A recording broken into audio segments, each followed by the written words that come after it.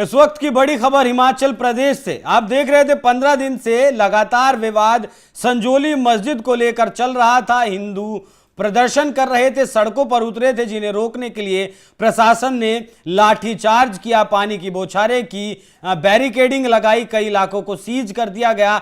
सड़कों पर भीड़ को रोकने के लिए तमाम तरीके के इंतजाम किए गए थे। ये सब कुछ पिछले एक पखवाड़े से हिमाचल प्रदेश में चल रहा था। संजोली में बवाल मचा था, संजोली की सियासत गरमाई हुई थी। लेकिन अब एक बहुत बड़ा फैसला मस्जिद कमेटी की तरफ से लिया गया है, जिसमें ज्ञापन सौंपकर प्रशासन से कहा गया है कि मस्जिद का जो अवैध हिस्सा है या तो आप उसे गिरा दें या फिर आप पूरी मस्जिद को सीज कर दें। जब तक कोर्ट की सुनवाई कोर्ट में पूरी नहीं होती, जब तक अदालत का फैसला नहीं आता, तब तक इस मस्जिद को सीज कर दिया जाए। ये बातें मुस्लिम कमेटी ने अपने ज्ञापन में प्रशासन को सौंपी हैं।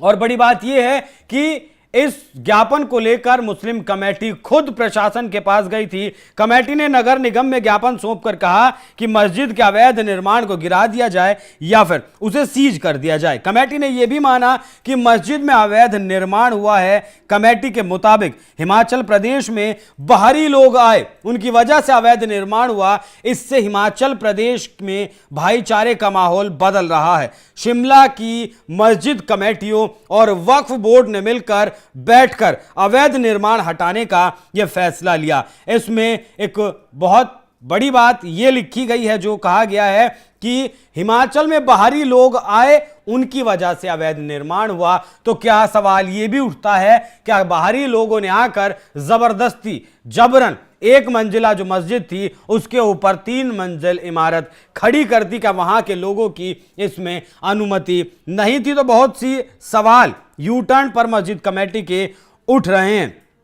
मस्जिद कमेटी का कहना है कि जब तक कोर्ट का फैसला नहीं आ जाता, तब तक इस मस्जिद को सीज कर दिया जाए। संजोली मस्जिद में अवैध निर्माण को लेकर जो उबाल था, वो इस फैसले के बाद अब लगातार ठंडा पड़ता जा रहा है। प्रदर्शन भी अब हिमाचल प्रदेश में ना के बराबर हैं। क्या अब सवाल ये भी है कि ये पूरी तरीके से मामला इस यू टर्न के बाद शांत हो जाएगा? अब इस पर भी नजर बनी रहेगी। मुस्लिम पक्ष के इस फैसले को किस तरह हिंदू पक्ष देखेगा? हिंदुओं में ने जो बवाल किया था, जो उनकी मांगे थी कि इस मस्जिद का अवैध निर्माण हटा दिया जाए। हालांकि एनएमएफ न्यूज की टीम भी जब पहुंची संजोली में इसकी पड़ताल करने के लिए, तब बहुत सारी चीजें निकलकर सामने आई। कुछ ऐसे सच निकलकर सामने आए जो किसी को भी हैरान कर देने वाले हैं। एक रिपोर्ट वहां से मिली कि हजारों लोगों के आधार कार्ड बनाए गए हैं, फर्जी आधार कार्ड बनाए गए हैं,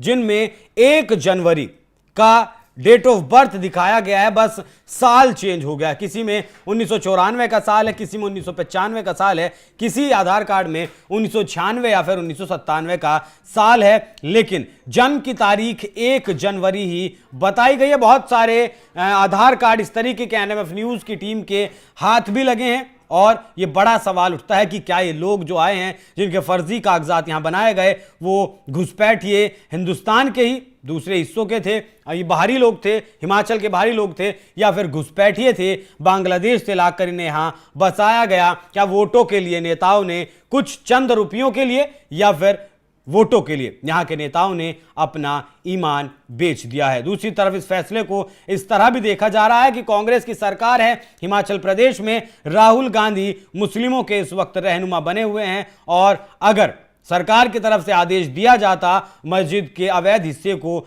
गिराने का, तब देश भर के मुस्लिमों में उबाल देखने को मिल सकता था। कांग्रेस पार्टी के हाथ से वो मुस्लिम वोट बैंक छिटक सकता था। क्या अब मिलकर बैठकर एक साजिश के तहत खुद ही ये फैसला लिया गया कि अवैध हिस्से को सरकार ढहा दे और पूरी मस्जिद को सीज कर दे? तो क्या कुछ है इसके पीछे की कहानियां, धीरे धीरे वो भी साफ हो जाएंगी। लेकिन फिलहाल खबर यही है कि मस्जिद कमेटी ने सरकार के सामने मांग रखी है कि आप अवैध हिस्से को ढहा दीजिए और पूरी मस्जिद को सीज कर दीजिए। तो इस फैसले पर, मस्जिद कमेटी के इस फैसले पर आपकी क्या राय, कमेंट कर हमें जरूर बताएं। नमस्कार।